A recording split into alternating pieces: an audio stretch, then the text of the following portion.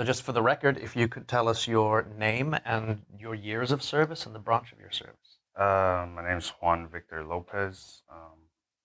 I go by Victor. Mm-hmm.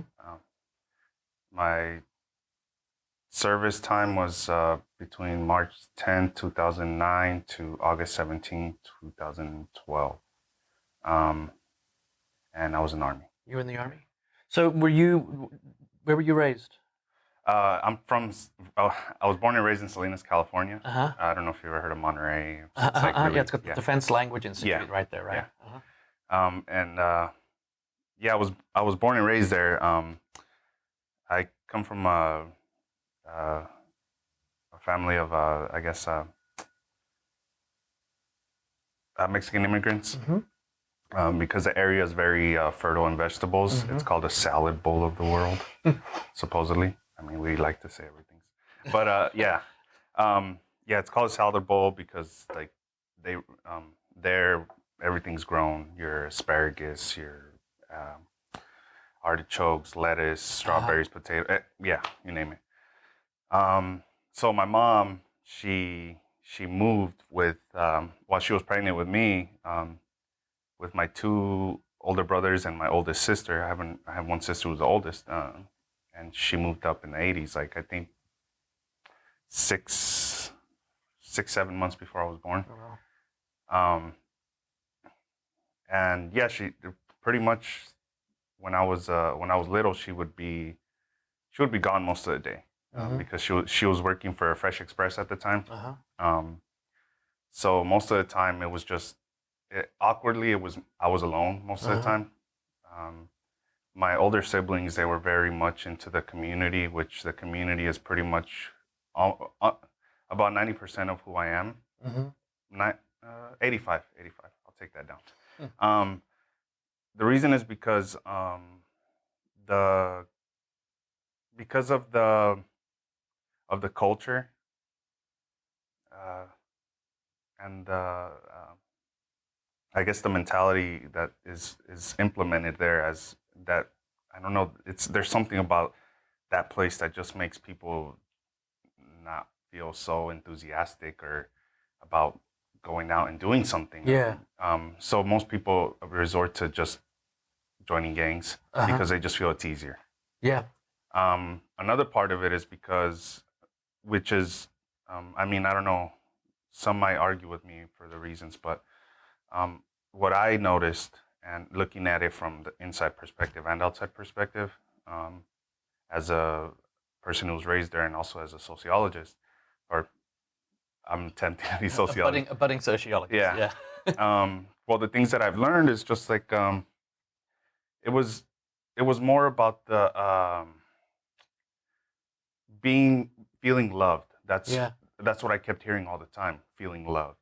I never, like I said, I was pretty much on my own most of the time, but I never felt like I needed that for some reason. Yeah.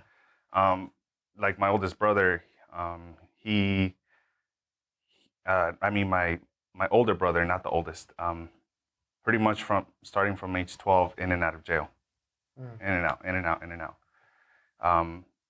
And from what I know about him is that he's angry at our father because our father, he stayed in Mexico. For whatever reason, I don't really know. I've never met the guy. So my brother, he's very angry at him. So he, like a little kid, just like daddy issues, I guess. And I even admit to him, or I try to express it to him and say, I know you have anger, but I mean, grow up. Yeah.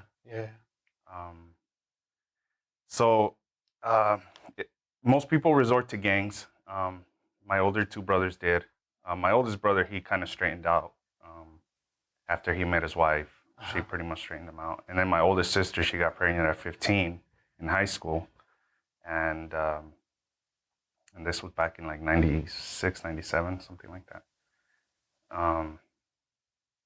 But yeah, for me, it was very tough as far as that goes, because again, I was by myself, and whenever I, like, on the walks to and from school, it was like most of the time I would be approached by 20, 30-year-olds who are already in gangs, and this was me like in second, third grade, and Wow. and they pick on me, Yeah. like as if I'm an adult. But again, knowing from what I know now, it was more of the conformity, and it's really strange that they have to start somebody so young Yeah. in order to conform. Trying to recruit you to. Yeah. So by the time you get to middle school, Yeah. middle school is pretty much the ground for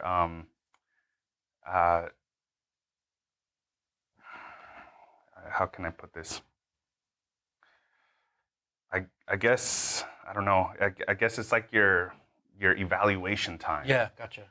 And that's when kids start fighting. Like they start fighting to impress the older guys. And It's then also like adolescence, yeah. right? It's like adolescence. As soon as you start, yeah, it's really interesting. Yeah, and then by the time you get to high school, you're pretty much in or Yeah. almost in. And the way that you get in is by you get jumped. You get jumped in. I mean, I don't know if you've heard like things like that, but yeah, they get jumped. So for me, it was pretty much getting. I had to deal with it. Yeah. Meaning, I was I felt like I was caught in the middle of it, walking to school, coming back, and just because I'm Mexican myself, I meet that stereotype. So that was outside of school, and then inside of school, it was like people assumed that I was with one of the two gangs, so I would always be approached, and I would always get jumped, even in school, which kind of lowered my self-esteem a little bit because it just made me feel like they were trying to turn me into one of them, and it did make me rebel a little bit in middle school. I was more angry at my community because I felt like I wasn't getting any support. Yeah. Like I tried reaching out to counselors, but counselors can give two craps. It wasn't any better in high school. Yeah. So there were days when I wouldn't do my homework, and professors would actually kick me out of class, or they'll just tell me. There was one teacher that told me to stand in the corner, facing the corner in front of everybody, and just for not doing homework. But that was like the least of it.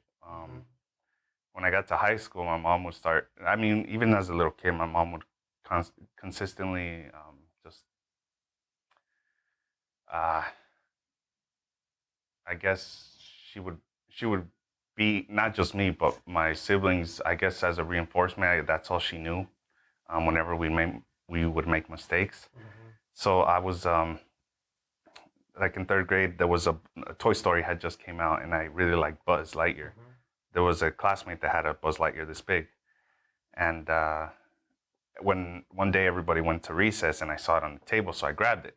I took it home, and when I got home, I was playing with it, and then my mom got home, and she asked, where'd you get that? And I said, a friend gave it to me. So without using words or explanations or anything or concerns or anything, she reached into the closet and like grabbed her weapon of choice. Usually it was like a hanger, a belt, shoes, the vacuum cord, whatever she can get her hands on. So yeah, there was one time when I fought somebody. I fought. You got jumped a lot. Yeah, so I fought in sixth grade. I guess she didn't feel like I was justified in fighting and causing the fight. So when I got home, it was like the worst beating I ever got because my sister, she had to really stop my mom, and my mom was like shoving her off, like, no, get off me. Like, but my sister held her off, and I never understood why the beatings were like that. So between like a familial context and then like a social context, joining the military was a way out, a structure. Now that I look at it, yes. Yeah. Because for me, it was more about the support. I always felt like I was by myself. Whenever I would reach out to professors or to counselors, I can say flat out that they didn't care, especially when I got to high school. Like, I'm a high school dropout. Obviously, I strained myself out, but my birthday's in January 21st, and January 22nd, man. yeah, So, so in high school, my senior year, on the day of my birthday, I was in class, and one of the hallway monitors, they say, "Oh, hey, Mr. So-and-so, can I borrow him for a second?" "Yeah, sure." And then he goes, "Hey, can you grab your stuff?" "Okay."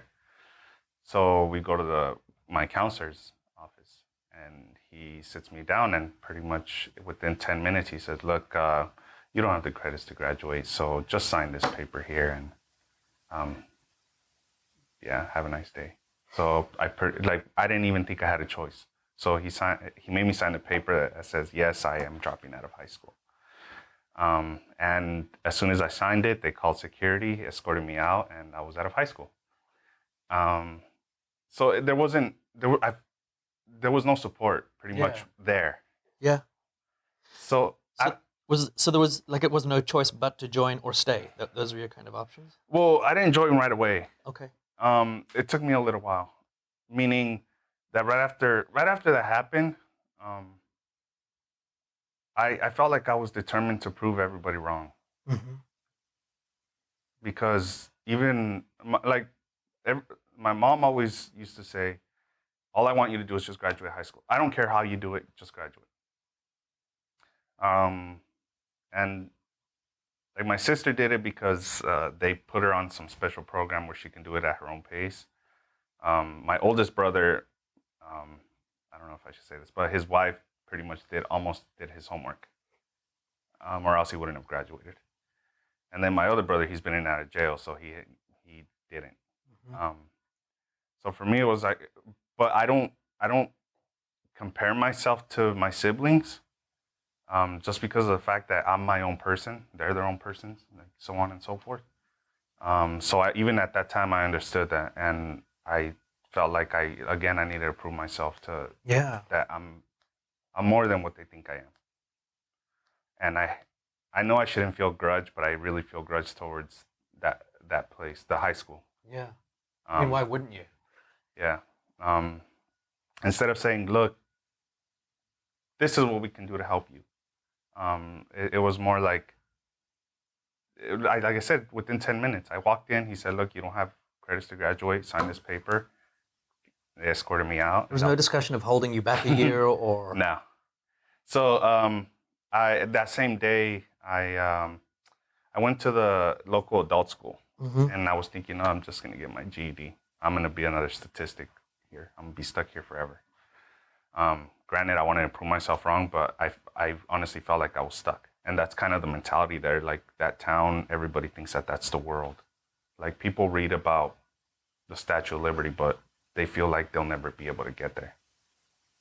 So they don't even think about it. That's in another universe.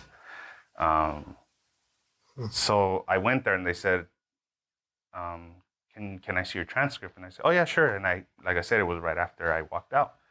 I handed her my high school transcript, and she says, "Oh, you're eligible for our high school program." I said, "Oh, great." And come to find out, I was pretty much like 10 credits, which is what, I think 3 classes, something like that, high school credits. And short. Yeah. So yeah. So she said, "Yeah, you're eligible for our high school program." So I ended up graduating from an adult high school. So my diploma says Salinas Adult High School. Uh-huh. After that, I just started working because I felt like that was just the thing to do. I mean, just start working and that's it. I mean, again, I did what my mom wanted. So, and that was one of the ways that I proved them wrong, was because I actually did do that. So I started working at Starbucks at a hospital, and when I started, I was making $16 an hour in California, just making coffee. And I was already 18 at the time, so I spent 1 year working there, and by the time before I left, it was at $18 an hour. So like I was doing very well for a 19-year-old. Mm-hmm. And most of the time, between that time, I spent, I was on per diem. So any days that I wanted to ask off, they pretty much give me the days off. So mm-hmm. I spent most of my time in Monterey, like surfing and stuff like that. Because again, I felt like I needed to get away from there. Yeah. So I tried doing the whole community college thing, and it felt like I was back in high school. Everybody, all that whole culture just flushed into community college. Like this, the school's so horrible right now. They're like on probation, losing their accreditation. Wow. Yeah, because it's that horrible. So I tried it. I couldn't do it. I couldn't do it. For one, I didn't really have too much of the money for it, meaning for books and classes. And again, nobody ever taught. I never had anybody say, "Look, college." I never even heard of that word. Nobody ever told me that. So nobody ever told me how expensive it was. Yeah. So I tried taking 2 classes, and it was $100 and something per credit. Between 2 classes, and it was 3 credits each, whatever, and then plus the books. And I had just gotten a motorcycle because I couldn't afford a car. So I tried it, and again, nobody ever told me about it. Nobody ever told me that this was no option. So I tried it. I couldn't do it, so I didn't continue. A couple of years after that Starbucks thing, I was 19, 20. At 21, I enlisted, which was in March, January, February, March, yeah. 2 months after my 21st birthday. But in November, when I was 20, I just got up one day and I said, I know there's better, or there's more for me out there. Because I felt like I was stuck. The whole gang culture never appealed to me. Again, in middle school, I was kind of rebellious, to the point where I started almost hanging around with the wrong group. But again, one day I got jumped, and then I was like, okay, so where are my homies? Like, where are they? And that was part of the thing. Like they would feel loved. That's why I say they would feel loved, because they felt somebody would put their arm around them and say, yeah, you're not by yourself, that sort of thing. But when it came down to it, I was on my own. So I was just like, no, this isn't worth it. So yeah, I went to the recruiter's office, and first I went to, the office was one hallway, and it was Navy or Air Force, Navy. No, Army, Navy, Air Force, Marines. So obviously I tried. I didn't know anything about the military. I had nothing. And again, it's California, so part of being raised was always like, oh, military bad. Yeah. Like, no. Always vote for Democrat, no matter how crappy they are, or always like, yeah. So I walked to the Air Force one. The guy, he gave me like 3 chances at the ASVAB, but I wasn't smart enough. This kind of scared me, but I went to the Marines, and I took the ASVAB again, and I guess I wasn't smart enough for them either. And which is weird now, because a lot of my buddies that I go to school with, they're Marines, and whenever I tell them that, they say, "You didn't get a waiver?" No. When I took the ASVAB, the recruiter said, hey, he called his boss. His boss came in, and he said, what'd you get on your sample ASVAB, or the pre-ASVAB? Yeah. And I said, I got like a 32. And he's like, oh no, I need my recruits to have at least a 41. And so I was just like, okay. And I said, I'm definitely not going to the Navy. Just because I get really, really, really bad motion sickness. And I went on a boat once, on a big one, and I kept puking. So no. Sound logic. Yeah.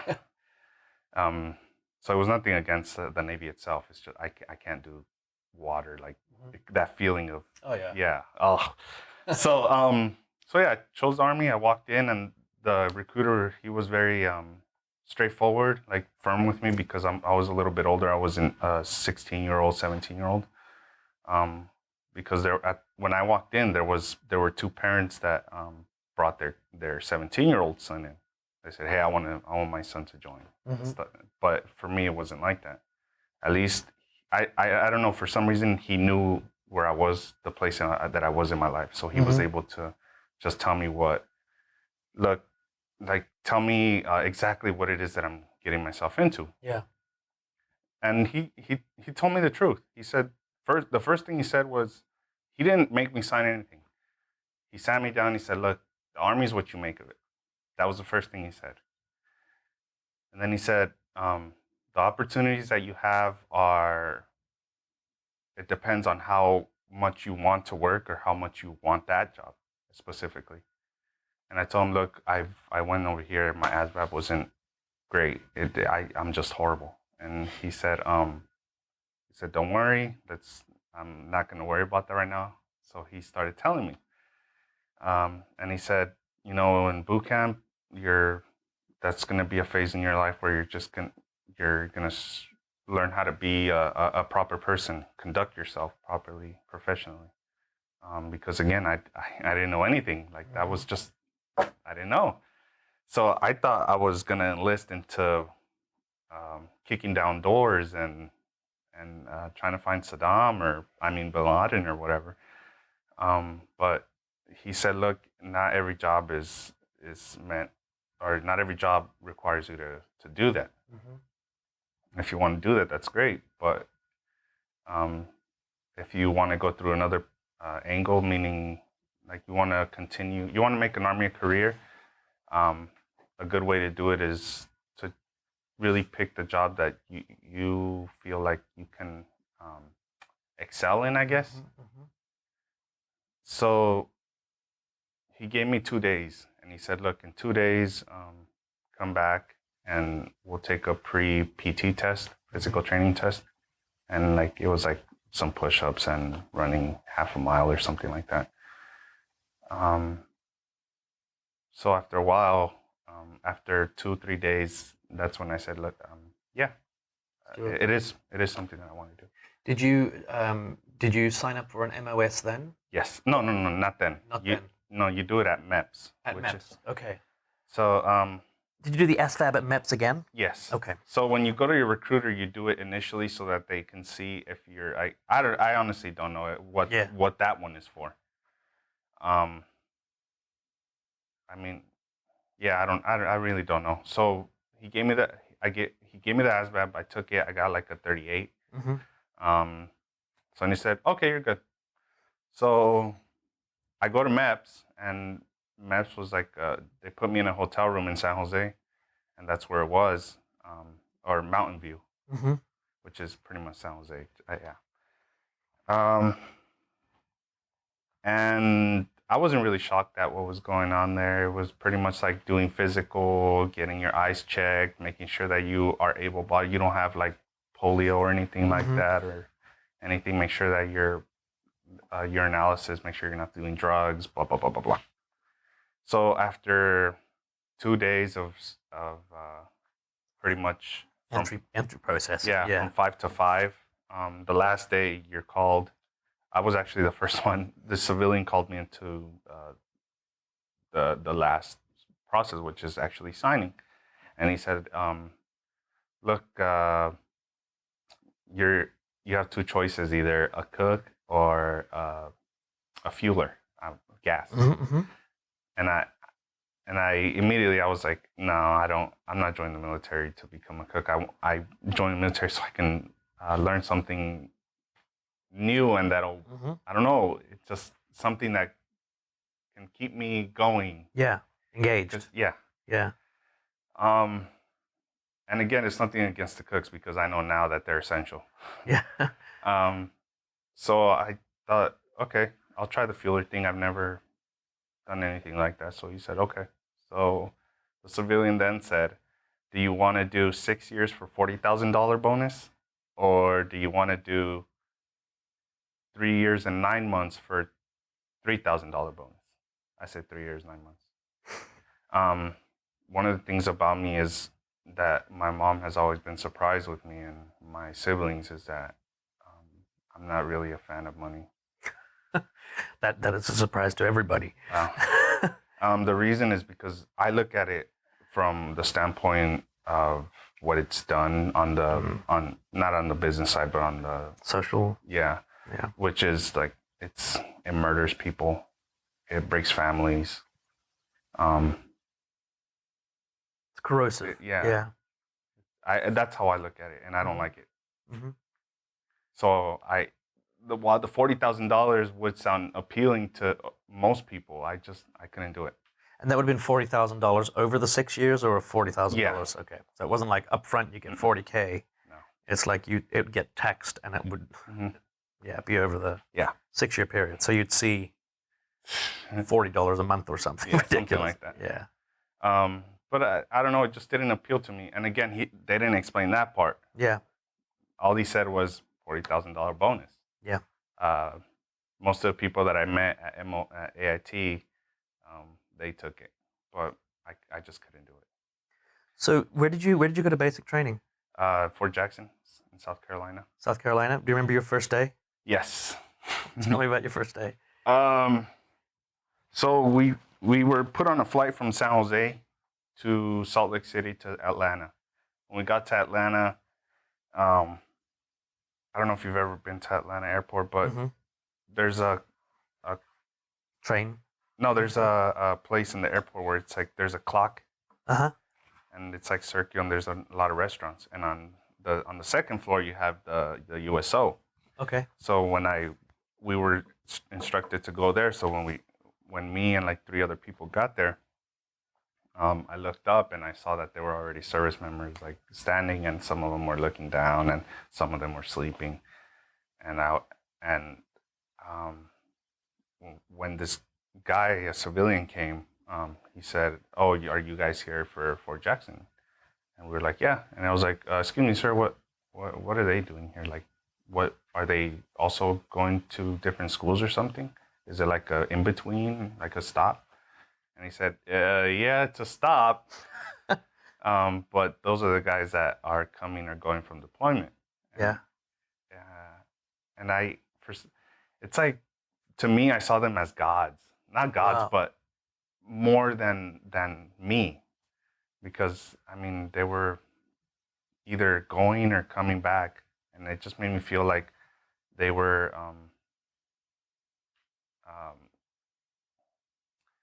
what I wish that I was. I mean, the notion of like deployment must have occurred to you. Was that not something that scared you at all? When I first enlisted, no. Because when the recruiter talked about it, he just said that you deploy. That's all he said. Yeah. I guess he didn't anticipate my job, so he couldn't really specify. Of course. Yeah. So from the Atlanta airport? We got on the bus to Fort Jackson, and it was a 4 or 5 hour drive. And by the time we got there, it was 2 in the morning. And on the way there, I was already in a culture shock because, again, I come from this very enclosed Mexican or Hispanic community, and out of nowhere, I'm on a bus with. I'm not trying to be racist, but there were like Asians. Actually, like I had been around a few white people, but yeah, there were a lot, and then blacks and some Muslims, and it was like culture shock to me. I had never been around people, so I was already learning something new, and it felt foreign to me. So when we got to South Carolina, the bus driver cut off the music, and it got just quiet in there. When he pulled up to this building, there were 5 drill sergeants there, and then the door opened, and one of them came in, and as soon as he stepped, I didn't hear it because I was almost close to the back, but all I heard, but now I know what he said. He said, "You have 5 seconds to get off the bus." So everybody just scrambled and ran over there. But he didn't say it that gently. No. Oh, actually, he did. Oh, really? Yes, he did. Wow. He Well, that's more terrifying. He said you have 5 seconds to get off the bus. Well, I mean, when you get there, you're in processing. Yeah. So you're doing the MEPS thing all over again, and you're actually you're fixing your life insurance, your pay, confirming that to the government, yes, he did make it here, he didn't back out, type deal. Yeah. because there are a lot of strays. Like people make it to Atlanta, but they won't go. Yeah. So it's more of an in processing, which means that boot camp hasn't really started. Okay. But we don't know that. Yeah. So we think that it already started. So the entire time they're just leading us like cows, like go over here, go over here, go over there, go over there. As soon as we got there, we took off our civilian clothes. They issued us our PT uniforms, and then they gave us a duffel bag. It was all that night. We went through getting our uniforms in the duffel bag and everything, and they cut our hair, and they gave us razors to shave. Like they were really crappy, like the 2-blade razors. Yeah, Plastic. Yeah. So pretty much we were there for 1 week, and then people that made it that far, they were actually rejected. That one guy, his eyes, they were too much. He had too much stigmatism, too much. So they flew him back, and that was kind of like very disheartening, like for him because Yeah, I'm sure. Yeah, he just felt really bad, and yeah. I mean, to take the decision and get that far along, and then yeah, and say nope, sorry, you're not able. So then that happened. Went through that whole process where we were issued stuff. We were issued this manual. I didn't bring anything with me, but there was this manual that pretty much a handbook that says everything that you need to learn about boot camp, and we had to read the Soldier's Creed, and we had to really there were short biographies of people that actually died in service and stuff, and one of them that really stood out to me was the two snipers from, I don't know if you ever saw Black Hawk Down. The two guys that were up there that volunteered to go, and yeah, so we actually read about them, and it was very that also made me feel like, okay, I'm in a place where I have a responsibility now. Granted, it's more of a responsibility of making sure that the people around me are safe, I guess, as much as I can. But it wasn't like I'm burdening myself. No, it was more like I felt like I how do I say it? I was very attached. I don't know, like because of their action and what they did. I felt like if it ever came down to that, did it feed a little bit? Like, I know you kind of spoke about it in a different way, but you were talking earlier on about how in the gangs, like, people do it for the love, and you were never drawn to that. But is there a way that what was reflected in that is having each other's backs? It was selfless service. Selfless service. That's what I label it as selfless, personal courage, integrity. But not because you need it, but because it's for others. Yes, I always felt like I needed to serve other people. Yeah. So that's what satisfies me. Yeah. So yeah, I read about those two, and it was very it was a little bit shocking because I didn't. Nobody ever. No, I mean, the people around us didn't tell us who they were. They just made us read it, and I already knew. They said, yeah, and Black Hawk was down. They came down and they died. So that changed my mentality to be more of a goal objective orientated. Like, okay, that I have a goal, I have an objective, I need to fulfill it. Are there any anecdotes about like PT or getting in trouble or anything at basic training that stand out? Yeah. Yeah. It was actually the first day. It's always the first day. The first actual day. So we get on buses again, and they tell us we're carrying everything, like a huge duffel bag, a backpack, and we're in uniform already. So we're like this in the bus, and they say, "Put your heads down." So we put our heads down, and then when we get there, the bus stops, and as soon as the bus stopped, the bus driver is a civilian. So as soon as the bus stopped, he opens the door, and then the drill sergeant, for some reason, he transformed into another person. Because he was a nice guy when we left the reception area. So as soon as the bus stopped and the door opened, he got up and he turned into a different person. He's like, "Get the f- out the bus." You can use whatever language you want. Yeah, he's like, "Get the fuck out the bus." So everybody just ran. I mean, it wasn't like how we first got to reception where everybody was kind of joking. Yeah. But so everybody ran. And when I got past the driver, he again he's a civilian, so he's like this, not trying to not get in the way, but he's chuckling, like he's laughing, like it's funny. So I was thinking, like, what an asshole! Like, and so I ran, and I did what I guess what they wanted, which was go to under wherever passageway and stand there, and just stare forward. And there were some people that dropped their bags and swarm of drill sergeants just came over and would start yelling at him. And after that, it was like it was the almost typical stuff, but at the same time, it was more about there were interesting things that happened. Like you learn a lot about people. Mm-hmm. You learn that people are very, very, very clean, or very, very, very dirty. There's no in between. No.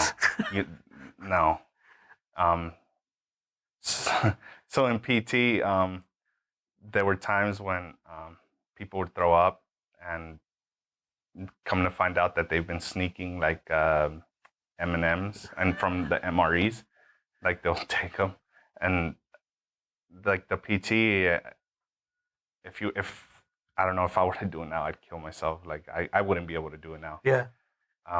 But it's very rigorous at the beginning. So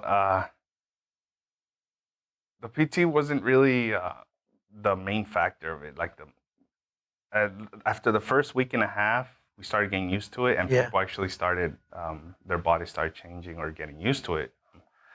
But the thing that really surprised me was the fact that the drill sergeants they yelled, but not in the way that I thought. Yeah. I had seen Full Metal Jacket, so that's what I had thought that it was going to be like. But these guys, there was yelling, but it was more about getting us to do the right thing. Yeah. And safely. So I felt like I was in the right place because I had guidance for once. Yeah. That's how I looked at it. I hear you. Yeah. No, that makes sense. So I felt comfortable in them yelling at me because I felt like it was more than, again, telling me that this is the way that this needs to be done, or you need to do this, you need to work harder on this, or you need to focus on something else. And I kind of went through boot camp just like through it. I got in trouble only once, like in trouble. But a lot of the weird things was like, for some reason, like it was male and females and mixed together, and but we were very watched. Meaning the females were at the top floor. There were 3 floors. The females were at the top. We were in the second, and the drill instructors were in the first. But at night, there's people watching. Like we have to watch ourselves. Fire guard, that's what we call them. So it's a big, huge, long rectangle room and bunks just going down. And there's somebody that walks up and down. And there's an intercom that can hear everything that we're doing. But they did a shakedown of our bunks once when we were out, because we came back and a lot of people got in trouble. Well, we all got in trouble because of these people. I guess there was one guy who so this guy who was a translator, Middle Eastern guy, kind of like this short, really like stocky though. No, he joined. Okay, got it. Yeah. But he was very big for boot camp. Yeah, like wide and short. But for some reason, the drill sergeants found in his locker. They found notes between him and some female from upstairs, and like love letters. And when because they exposed everybody who did anything wrong. And come to find out, it's like with one of the most attractive girls in the place. I'm like, what's going on here? So I don't. That was weird to me. Yeah. Yeah, it's still weird.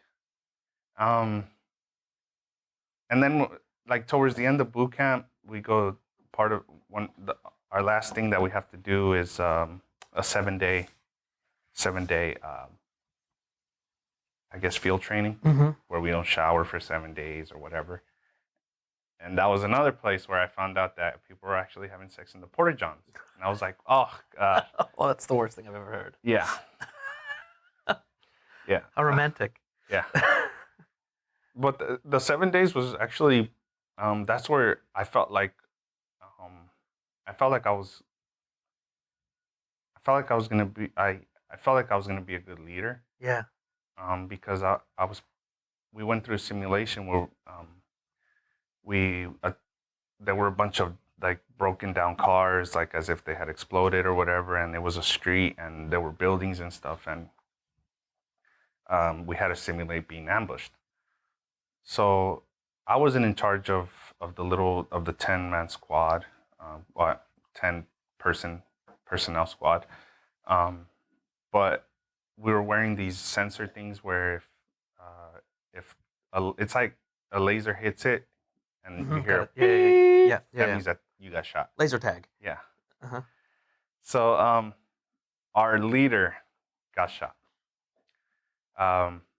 The person next to him, which is the next up, got shot.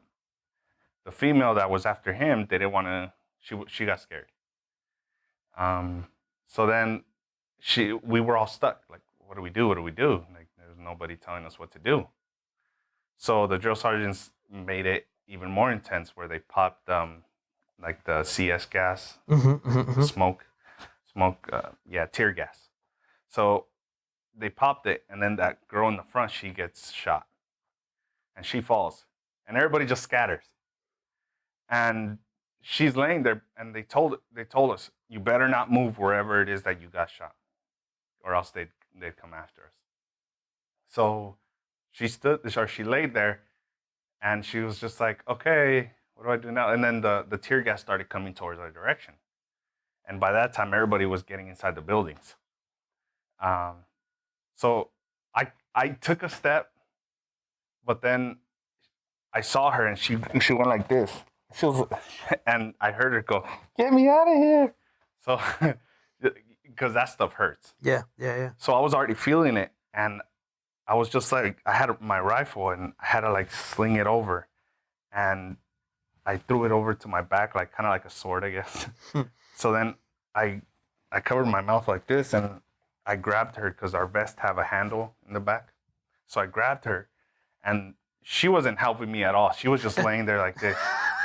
So I'm pulling her, and I'm like, and like trying to pull her. And by the time it was a good, I don't know, 30, 40 yards from where we were, in the middle of the street to where the building was, the one that I was going towards.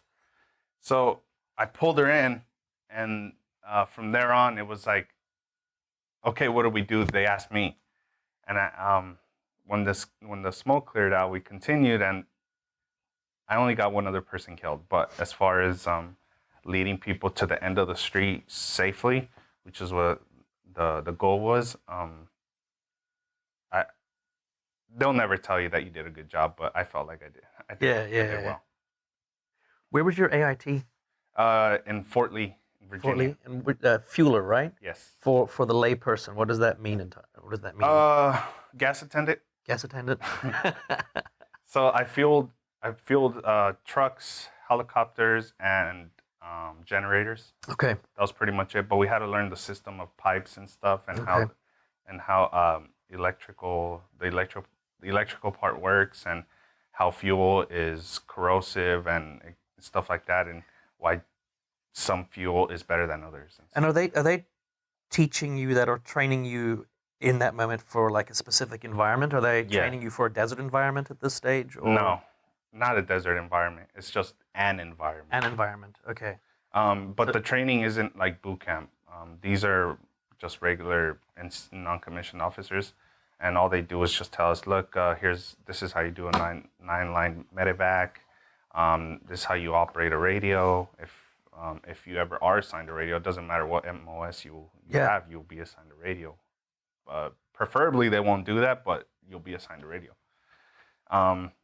It's actually one of the most horrific accidents that I've ever heard of was a refueler who was checking the level with a lighter. Yeah, they showed us that video. Oh. There was actually video of that, and they actually showed us a civilian who did that, where he had his cell phone and he opened the hatch on top, but he had his cell phone in his hand, so he goes like this, and you just see, and you see the guy fall. This guy that I heard the story, the guy that there's video of, I interviewed his wife in San Antonio. Oh wow! Yeah, it's a really intense story. Yeah. He survived, but then didn't. Later on, injuries got him. So, Yeah. So you were saying, how long is AIT? Another 10 weeks. Another 10 weeks, and then yeah, carry on. Yeah, from there, I found out. Well, when we got there, they gave us a list of where it is that you want to go, and I chose Hawaii, California, and Italy. Yeah. I didn't get any of them, so I ended up getting orders for New York, Okay. upstate New York, and that's how I ended up there. Where in upstate New York were you? Close to Watertown, north of Syracuse, Yep. almost to Thousand Islands, like 30 minutes away from there. It's called Fort Drum, and it's I know it. Yeah. 10th Mountain Division, and I was assigned to an aviation unit. Okay. When I got there, it was it felt different, meaning they gave us more freedom, and I mean, where you can go home after 5 o'clock. It's more like a job. It felt like it, and I was trained to fuel helicopters.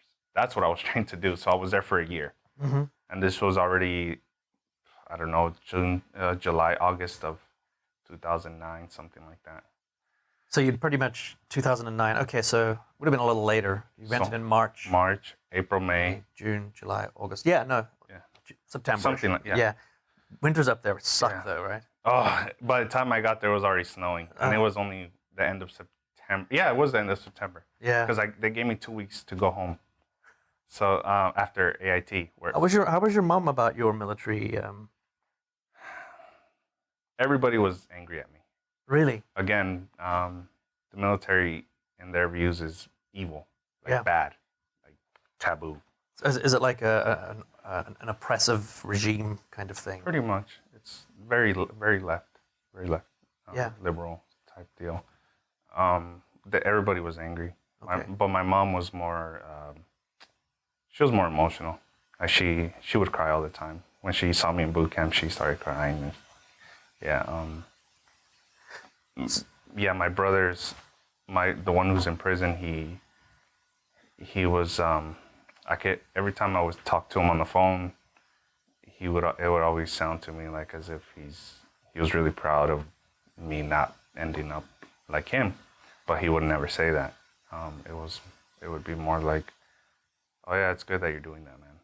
Yeah. Type deal.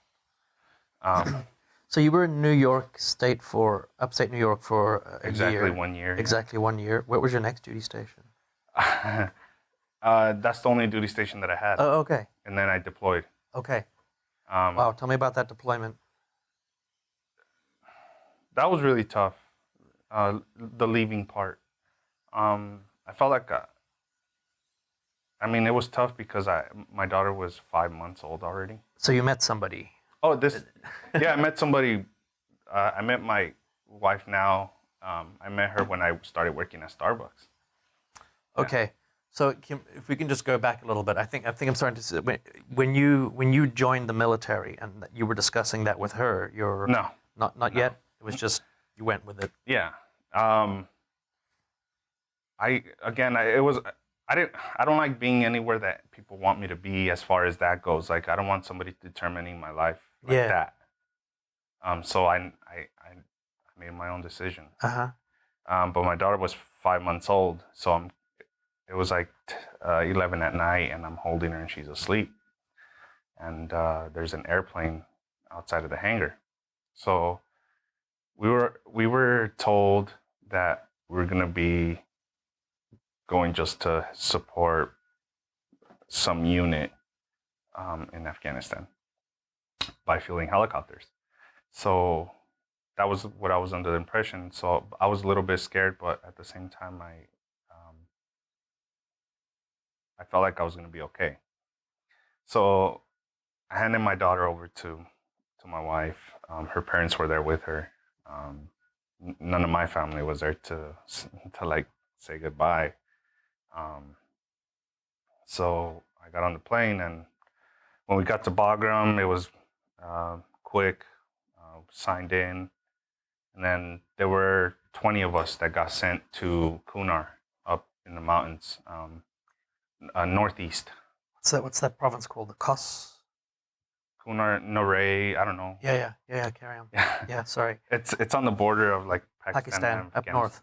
Yeah. So more mountains. Mm-hmm. So there were about 22, 25 of us that went there. The 101st Airborne Division was there already. They were 6 months in. And then when they left, it was Hawaii came in. But when we got there, it was them. So when we got there, it was like,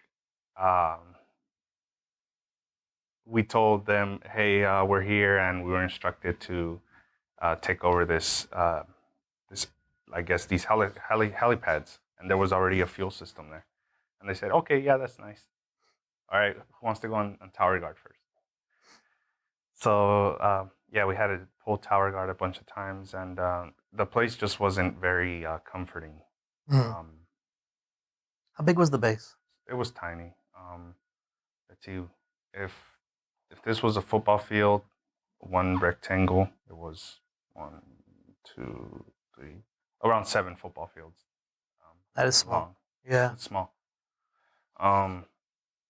Yeah, and where we were, it was like 2 mountains really high, and we're pretty much a good target, and we were a good target. You were low in the... Yeah, in the valley. Yeah, that doesn't make sense. Yeah. So we were mortared a lot, and small arms fire and stuff like that, and also there were a couple times when we had a few of the Taliban guys would like explode themselves. I was like, our gate's right here, but they would like hit their own, like commit suicide over here, which didn't make any difference. Or so in tower guard, would you be subject to small arms fire? Yes. You got fired at? Yes. The firing and returning fire became so typical for me. That's so for me to talk about it. I can't really put it into a way where it sounds like combat. Yeah. Yeah. Because it wasn't like that. It wasn't like Hollywood puts it. Like there wasn't a lot of yelling, screaming, and oh no, everybody's going crazy, fire back, blah blah blah. No. Yeah. It was me in the tower, and an Afghan army guy there. I was always scared of him, just because there were a lot of attacks between the Afghan army guys and us. They would just there was a habit or a bunch of times where they just shot our service members behind the head, like when they weren't looking. Which they ended up killing a 2-star general like that. A 2-star general. Yeah. I can't even get to a 2-star general. So these are Afghani army guys that were ostensibly being trained by the U.S., but they were yes. infiltrators. Mm-hmm. Okay. And we were called the International Security Assistance Force, part of NATO. So when we got there, I got to learn about other countries. Meaning that when we got there were guys from Latvia. There were a lot of Polish. Mm-hmm. The Turkish were in Bagram with the Air Force, but they were there for medical support. Like they built this huge hospital. And then there were a lot of British, Germans, the French. The French were probably the most engaged country that I saw. But yeah, I spoke with a lot of them, and it was like, yeah, like pretty cool. Like, I don't know, it was that felt surreal. Yeah. And when I spoke with like the Polish guys, like there was one that was really into EDM, like that electric music.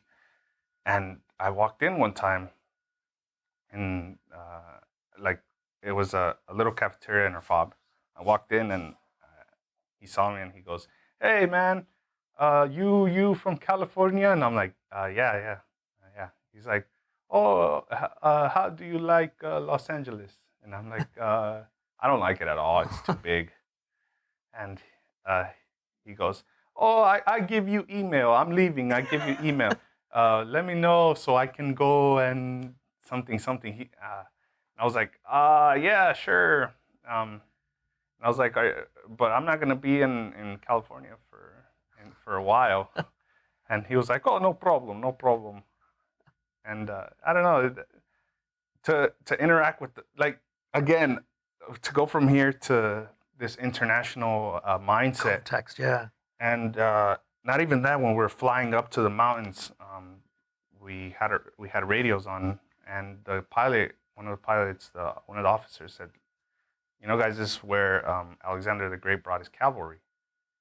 And I'm like, really, like, and I mean, they didn't let us bring any rocks back home. Customs threw everything away. Like, yeah, people bought like stacks of DVDs, like. Yeah, because it's $5 for the entire Seinfeld series. So they threw it away. There were guys that bought knockoff watches. There were guys that bought $4,000 Persian carpets. Yeah, but that was a lot. I wouldn't pay for that, but the carpets were nice. I gotta admit, like they really were nice. Tell me about this Afghan guy you were talking about earlier who scared you. Oh, it was just because of the stories, and also because I would stay behind the wall. It was pretty much a room like this, really tiny, and the door was right here. And we had 2249 Bravos facing this way, and over here is the fob. 2249 Bravos are weapons. Yes, machine guns, I guess. So there's a bed that they sleep on. Not really a bed, it's more like wood, and they just put like a bunch of blankets on it. But he would sleep there. But I was always over here, keeping my eyes like in all directions, just because I didn't even want to give him a chance. Yeah. No. So there was one time where that really struck me, that really hurt me. Not really hurt me, but changed my my whole view on people. And where I found this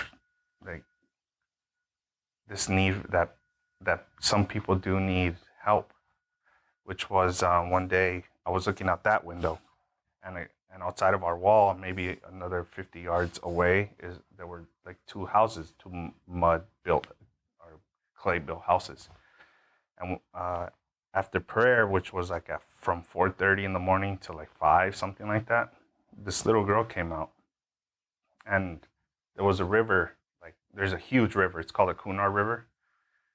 Down here, and it slopes down. So she walked, and when she got close to the end of that, when it began going down, she got to the end, and she just lifted up her I guess her garments, what they wear, and she just squatted and did her business there. Like but it really hurt me because I saw her and I saw my daughter, and at the same time, I was thinking, I wish that I could take her. Just because that didn't seem right to me. Inside here we have toilets.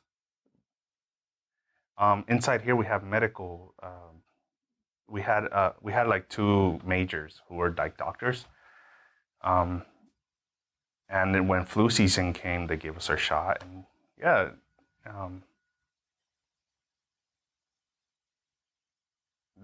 It just,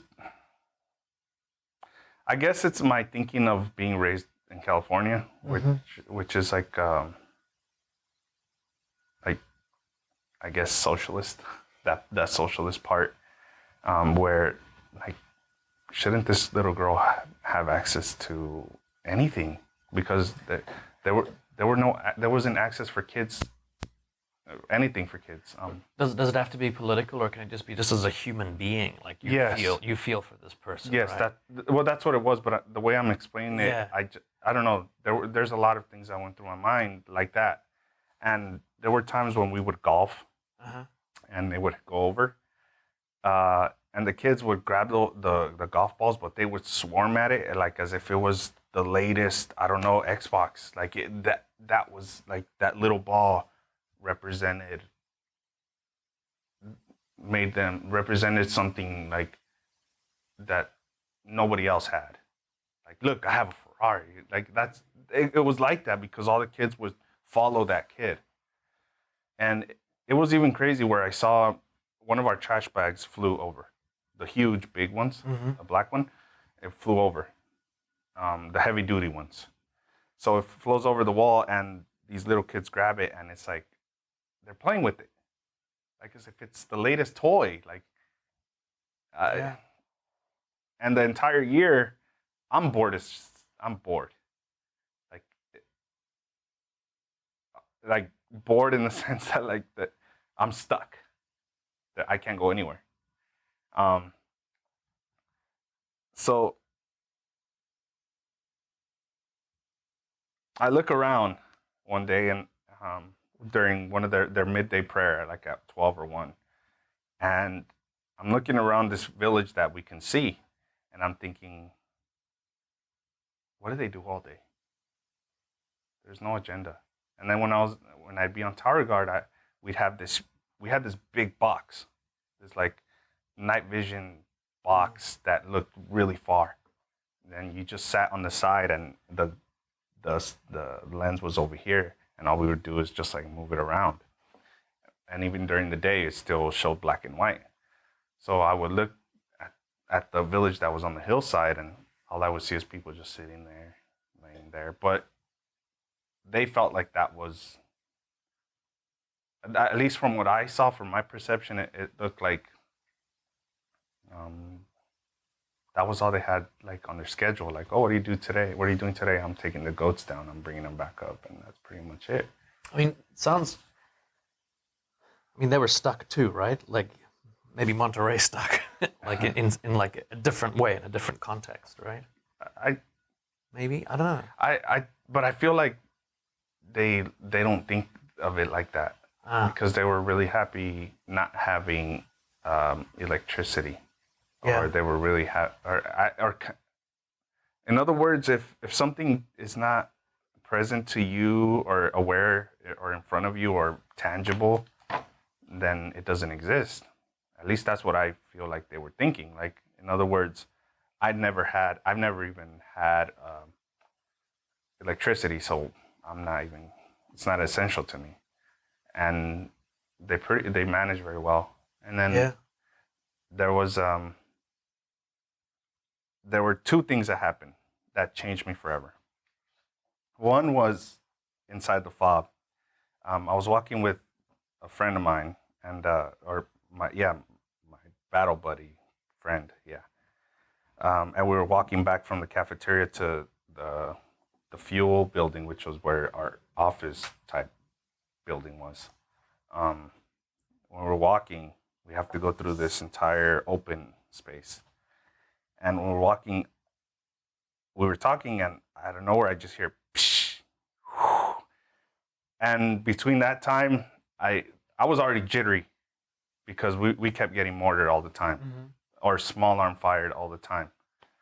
One guy got mortared in his sleep, So I was very jittery, like very on the edgy. So when I looked up, I saw the RPG, and it was coming towards us, and I just felt I was standing there like with a plate full of food, like, crap, this is it. Crap, that's okay. Yeah, like, this is it. Yeah. And it was like, I look at it now as like a divine intervention thing, where the RPG, because the RPG, it got close to us, and then it went like, say we were here, it went like this, and then it went, like it spun. It lost its trajectory, and it went and it hit somewhere else. And after that, we started running, and we started getting fired, or we also, we started getting, small arm fire, and from that moment on, I always, I don't know. Now it's different. Things are different. Where I don't think of people as objects. Where a lot of, I mean, if I was a businessman, a CEO, I'm trying to maximize profits with minimal expenses. And so if somebody isn't doing their job, they're not essential to me. But I don't see it like that.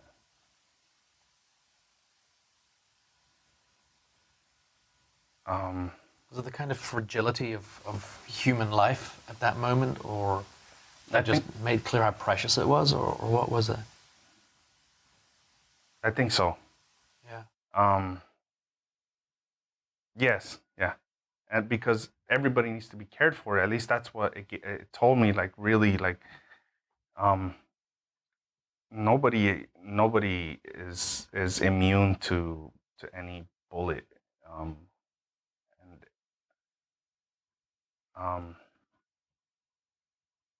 I don't know, it just changed. It pretty much changed who I was. And then the second one was, I actually got a chance to go on one patrol, and that wasn't by choice. They just came in. It was the 101st. I think it was like 4 months into it. One of their first sergeants came in and he said, "We need 3 bodies." And the person in charge was a corporal, because our NCOs, they had left for some reason. I don't know what. And she just said, you, and you. And he was like, grab your gear and come with me. And we're like, oh, okay, we're going to pull tower guard. We haven't gone anywhere. So chances are we're not going to do anything. We got on trucks and they drove us out. And he didn't say it. It just happened. Mm-hmm. So before I know it, we're pretty much locking and loading and getting our stuff ready. And like, I don't know, we're already driving out. What's you saying? Trucks are these Humvees with MRAPs. MRAPs. Okay. Yeah. MRAPs. It wasn't. We didn't have any truck Humvees. Humvees are useless. Like they're very fragile. Yeah. I mean, they're good mobile. Yeah, they're good for like long convoys, but if you're in mountain passes, not so much. Yeah. So we went into this village. It's called the Naray village. So the exit from our fob was this way, and there's a river. And if we go down, there's another an OP observation point, and after that, we have to cross a bridge to get to the village that's over here and down. It's called Naray. I only made it as far as getting past the bridge. After the OP, we had to get off the MRAPs and walk. I was already feeling like powerless because I wasn't inside the walls, so it made me feel really scared. Mm-hmm. Yeah, because inside the fob, I could just run inside a building. Granted, the building is not really safe, but it just made me feel that way. But it was like, this feeling was just like,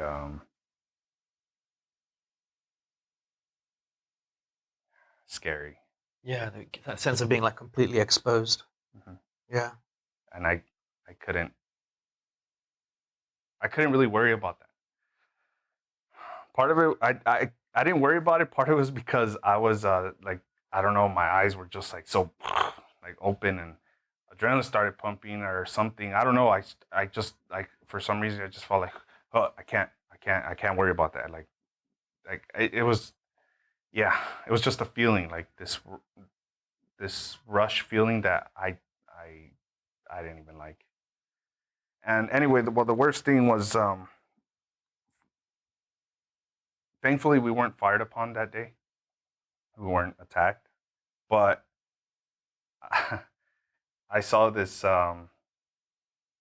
little boy get like he got like boiling water thrown at his back because his from his father because um, he didn't do something. I forgot what it was, and it wasn't too far from where we were walking past a bunch of this little neighborhood, I guess, and to get to the market. Um, and this little kid just comes out crying, and we're all like, "Oh crap! No, it's a trap. They're trying to distract us. We can't."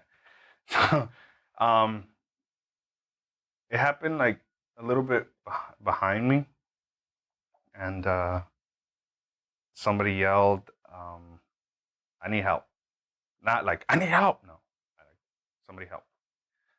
So me and the guy behind me turned around, and we saw that our one of their NCOs was all the way in the back, and he had gone over there to check on the boy because I mean he saw the boy like without a shirt on and like he kept like screaming and rolling around the ground. So the mom comes out and she's wailing too. She's like ah, and we're like, what happened? Like our translator came over and he's like, oh, they're saying that he refused to do a chore. I forgot what it was. I think like he refused to like feed the chickens or something. And when I was standing there, he called that NCO called us over because he didn't want to be by himself. You always need people with you, and everybody else was like, they had spread out, and they were pretty much pulling security for us to see what was going on. And I was just standing there and thinking, like, how can somebody be so horrible to their kid? Like, it didn't matter. It didn't matter what they do. I just started thinking that way because of, again, my childhood. Mm-hmm. Like, for not passing a class, I would get my ass kicked. For fighting, even though I was in the right, I would get my ass kicked.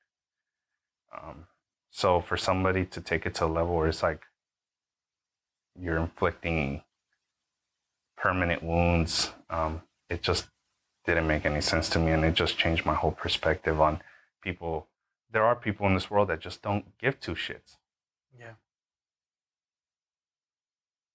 So we ended up bringing him back to our medical, and we treated him. And his mom and the uncle came with her.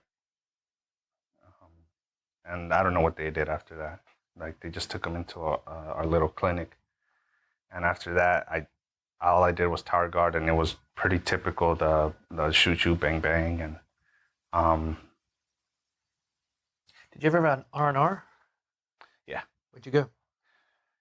Here. Yeah, you came home, see your daughter? Yeah, I wanted to go home. Uh-huh. Remember this the Atlanta story? Yeah. Well, I ended up being one of the ones up in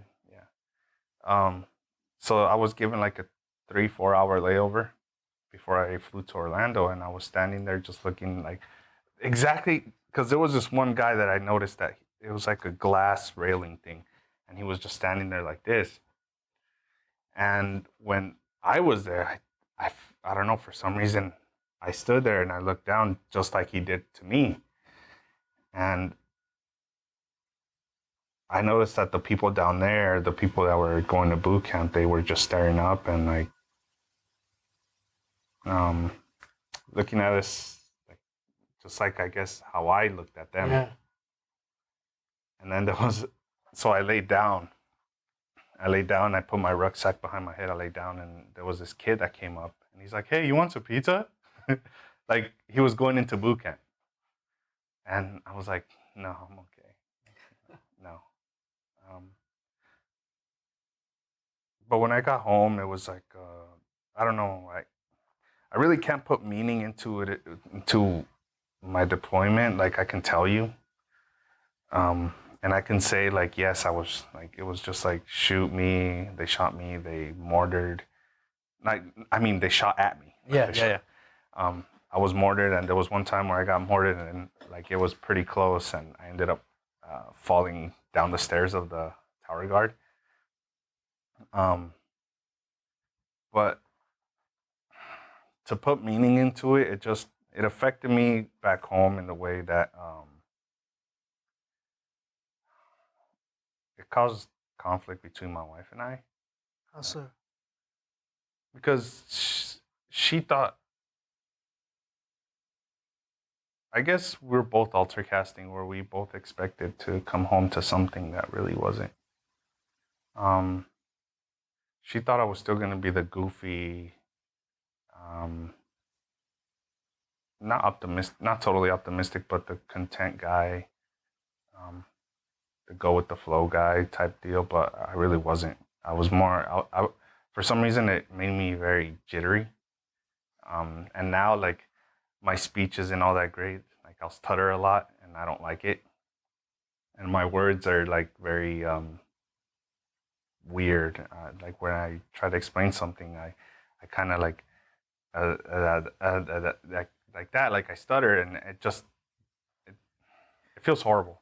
Do you think that that's anxiety associated with the deployment, or is it something else? I felt like I was a prey in deployment for the exactly my deployment. The time that I was there was around 11 months because of the 2 weeks of R&R. Yeah. They don't say that you're an R&R until they stamp your paper in Atlanta. So, but when I got back, it was very hard because I would try to talk to her about it. Like, there were people that got hurt. There were people that died where units would bring in their dead or they would bring in Taliban. We were the first ones to see it because we were the fuelers. So while somebody's fueling and running to check on the meter and stuff, they're pulling out like people crying or dead people with their arms like this. I mean, I had lost people that I know back home like that from gang violence. Like they shoot them dead, but not like this. This was different. It was, there was this more grittiness to it. Where over there, it was like, for what? Mm-hmm. Where over here, it's like, I started being angry at the civilians, where I would walk around, like during R&R. She took me to Orlando to some Asian place because I really like that tea with the sugar in the bottom, like sugar balls. So she took me somewhere and bubble tea. Yeah, bubble tea. So she took me somewhere and she said, "Do you want to come?" And there were a bunch of teenagers, and then next door was like this little bar where there were a lot of good like 20-year-olds drinking and stuff. And I was like, no, I don't know. I don't want to get off. And when she went inside, I just kept thinking like, don't they know that there's people dying right now? Like, aren't they aware that we're deployed? Like even now, like it hits me even now, or whenever I walk around campus, I have to have headphones on. I have to. Or else anything, whenever I hear people laughing, it gets to me. I feel like it's an aim towards me. Yeah. Or whenever I see somebody, when I walk through Turlington, I see a religious guy go, do you have a second to talk about our Lord Savior Jesus Christ? And I'm just like, I don't have it against anything religion. I mean, I grew up Catholic, but that just like really sets me off. So yeah, I saw that and I just kept thinking like, why are we doing it? Yeah. These people don't care. They don't. At least that's what I kept thinking. And even now, I still feel that way. other than the people that actually help veterans, like a lot of the VA personnel don't. I was in the alligator in the spring semester because a tree fell on me on campus. So that day that it happened, like it hit my head and I started bleeding, and I drove myself to the VA, to the ER, and I'm sitting there and I'm like, hey, they're like, what are you here for? I'm bleeding, like I'm gushing, and they're like, okay, go have a seat. So I'm bleeding and like nobody's even like, hey, do you need a gauze or do you need me to clean this up really quick or something before you get seen or nothing. And I started crying because like I had never felt like that. Like nobody cares. And it's useless saying, help me. Do you think if you look back on your deployment and you could say, I was there for this reason and we were doing this good, that it would feel different to you? Mm-mm. I have a lot of anger at the military too for keeping us there because there was nothing there. There was nothing there. I mean, they kept telling us, yes, that's a gateway to bringing arms and blah, blah, blah from Pakistan. But even in the radio, because we kept pretty good tabs on the radio, we never heard anything like that. All we kept hearing was us attacking them attacking us. There was no real reason to be there. And I kept thinking, like, why am I here? And okay, granted, I am here, but why for so long? When did you get out? Did you have any more? You came out and you'd been in for like 2.5 years at that stage? You came back from the deployment? Yeah, something like that, yeah. And so you had another year or so to go?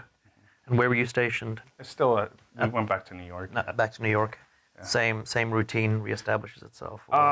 No, this time when I got back, I was already a specialist in E4.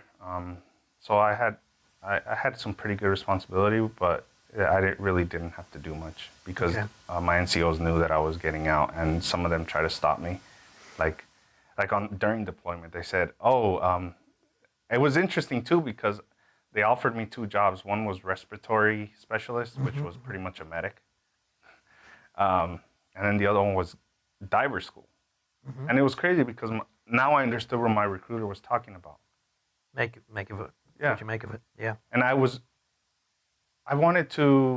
took the military with the mindset of,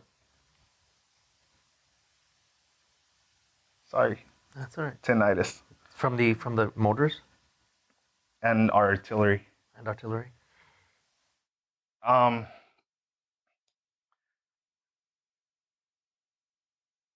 Yeah, diver school. So I went in with the mindset of, I'm going to try this. Maybe this is where I belong. Like this is where I click. Like, because people have different things. Like some people, I don't know, are meant to be doctors. Others are meant to be, teachers, so on and so forth. For me, I just felt good about the service that I was doing. Even though it was meaningless, but I felt like I was doing my part to make sure that somebody was taken care of.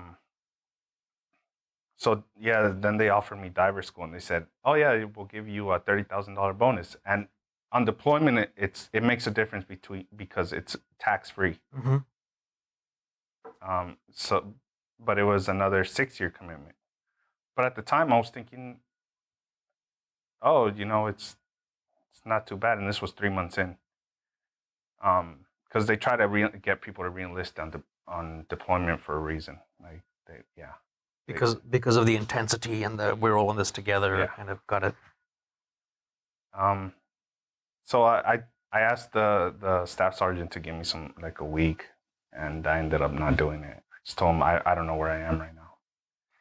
So when you got out, was that adjustment to civilian life, was it tough? Yeah. Yeah. Because I felt like I was alone when I was driving off base. Yeah. I felt like I was like nobody was gonna be there to call me and say, "Where are you?" Just even if it's negative, just the fact that somebody calls me and says, "Where are you?" Or I call somebody and I ask them, "Where are you? Do you need a ride?" I don't care if it's 2 o'clock in the morning and you're drunk and you don't have a cab, and if you're in Syracuse, I'll go. There's that support. There's that structure. Mm-hmm. That experience that you had when you had somebody to guide you when you were in basic. Yeah. And for me, that's one of the things that I've been struggling with even now, which is the directions, like guidance directions. Because like at UF, it's been very tough. I haven't been doing very well, just because of the fact that the directions there are very complicated, or they seem complex to me. Like I don't know, it's like somebody comes with 1,000 tiny puzzle piece and goes, okay, fix it. Yeah.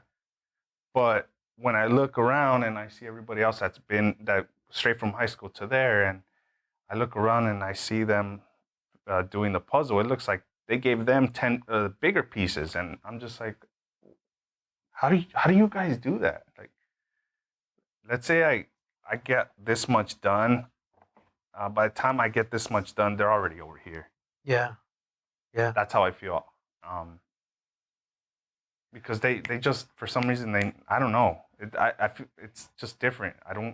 I feel like, and I feel kind of guilty about it, or I beat myself up about it, because I feel like, why can't I do that? Like, military, if you do something, you get something out of it. Like, there's no ifs, ands, or buts about it. You go through it, and action, reaction. There's consequence to every action. It's very simple. Yeah. So over here, it's like there's no guarantee for anything that you do. Like over there, there really is. Like, there's a guarantee that you're either gonna do good or you're not gonna do good. Over here, there's like no guarantee whether you are gonna do well or not. I mean, I don't know how. Well, that makes sense. Yeah, like so for me, getting out I felt like I was alone, and I would spend a lot of my time. We moved in with our in-laws, and that was horrible. Here in Gainesville? No, in Ocala. And I spent a lot of my time like in my daughter's playroom by myself. I would close the door and like turn down or lower the shutters or the blinds and just have it dark. I didn't feel like there was any reason for me to even be around. Did you go to the VA and get checked out? Yeah. They just they put me on Effexor because I told them that like my wife and I are having problems, and I'm not really feeling too optimistic about life. Like I wasn't suicidal. It was more like, what's the purpose? Like, yeah, what is it that what do I do now? Like, I don't know. I need somebody to tell me what to do. I need somebody to tell me, or at least guide me again. Say, this is what's available to you. This is what's available to you. You don't want to go to school, then we have a program for this. There was nothing like that. And I don't know if Jeff told you, but we have classes for everything. And one of the things that I really wish that they had was a class on, not even a class, it's more of a group of transitioning combat veterans specifically, but other veterans as well, to have an idea of exactly what to expect. So that's why I'm in sociology. I'm hoping to graduate and try to convince the VA to allow me to start something like that. Tell me, do you earlier on you had the tinnitus? Have you been diagnosed with any other outcomes of your service, like TBI or PTSD or PTSD and anxiety? Anxiety. The anxiety came from like just not knowing when we were going to be attacked and feeling like I always have to have my shoulders up on guard. Yeah. Like, yeah. Yeah, that adrenal picture spun up all the time, right? Yeah. And like they put me on Effexor, and it really it made me bigger than how I am now. Like, and that was horrible. I was a zombie, and I had started at the community college here, and I was just like a zombie. Again, one of the reasons that I got out was because I didn't want to miss any more of my daughter's life. I missed her first words, first teeth, her first footsteps, her first birthday, and that's something that I'll never get back. How old is she now? She's 6. 6. I've got one more question for you, which is, and I wish we had more time, but we're about short. Sorry. No, that's okay. But the question is if you had a captive audience of civilians sitting in front of you, and you were to lay down some home truths, what is it that civilians need to know about veteran experience, or about what it means to be a veteran? I mean, there's actually it's pretty simple. The 3: boot camp, duty station, and deployment for me. And I've actually thought about this. There are a lot of things in boot camp, like a lot of cultural things that go on, like rules and regulations and how they're laid down for you, that I think that they should know also. Because a lot of times I kept thinking, why can't the military structure be like in China, where every male does 2 years? Mm-hmm. So I feel like to know what it is that that this country is doing for you, and that's what it taught me pretty much. So then the duty station, which is where you learn about the people who you're going to deploy with and how you build friendships, brotherhood. I guess that's the best word I can use, because people, we cared about each other on that level. And then on deployment was actually showing exactly what happens and the support or not support that we get from this country. Like, it was like we were thrown out there and they would airdrop us food or airdrop us water, but that was from each other. Like the other branches, like the Air Force would drop it, but there weren't any like civilians saying, "Hey, we're supporting you," blah blah blah, things like that. We didn't hear anything. No wonder when you drove off that base, you felt alone. Because there was nothing in the civilian world. Yes. Yeah. Nothing in the civilian world, or in your experience of being in the military, suggested that civilians gave a shit. Mm-hmm.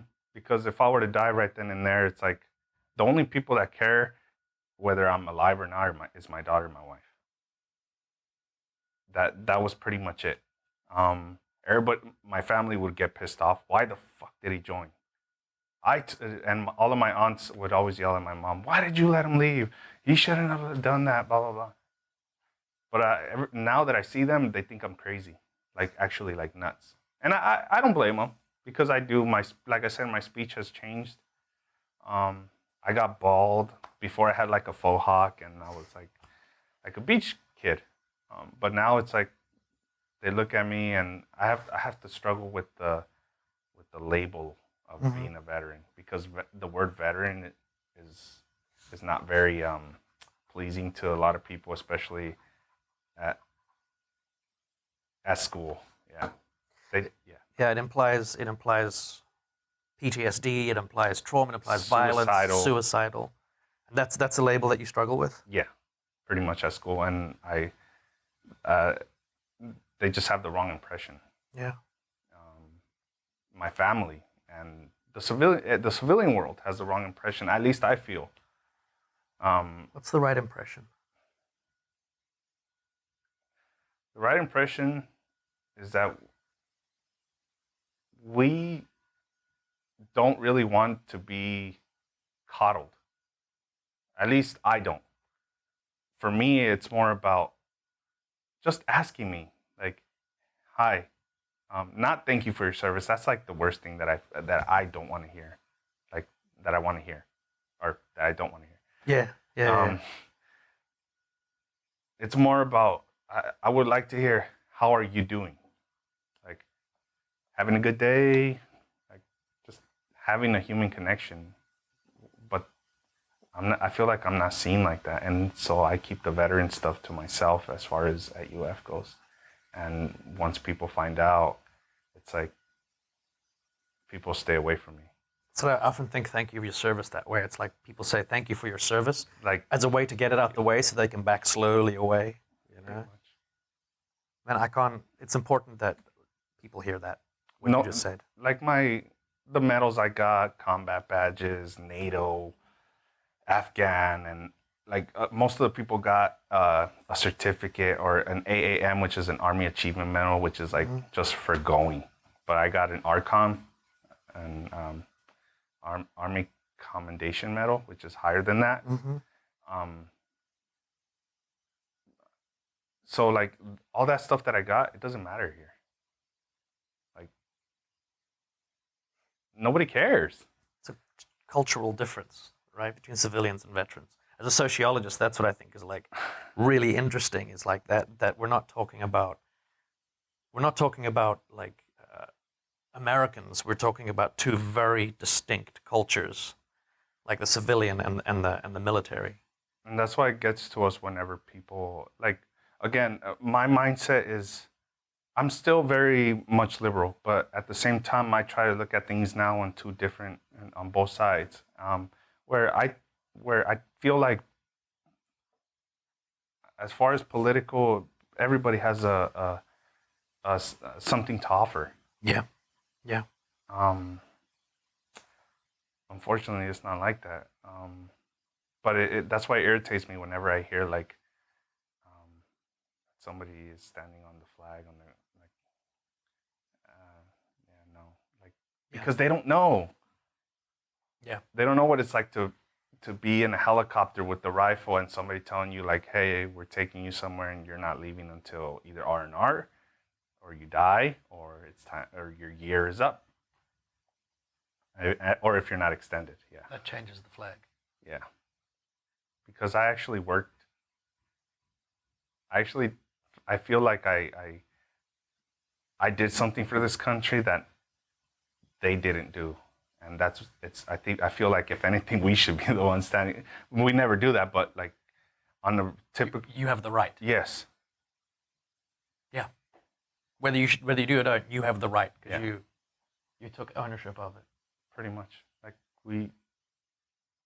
at least for me, I feel like, that it, even though the flag can not mean anything, it's subjective, I guess, where somebody, as far as when they look at it, what they see.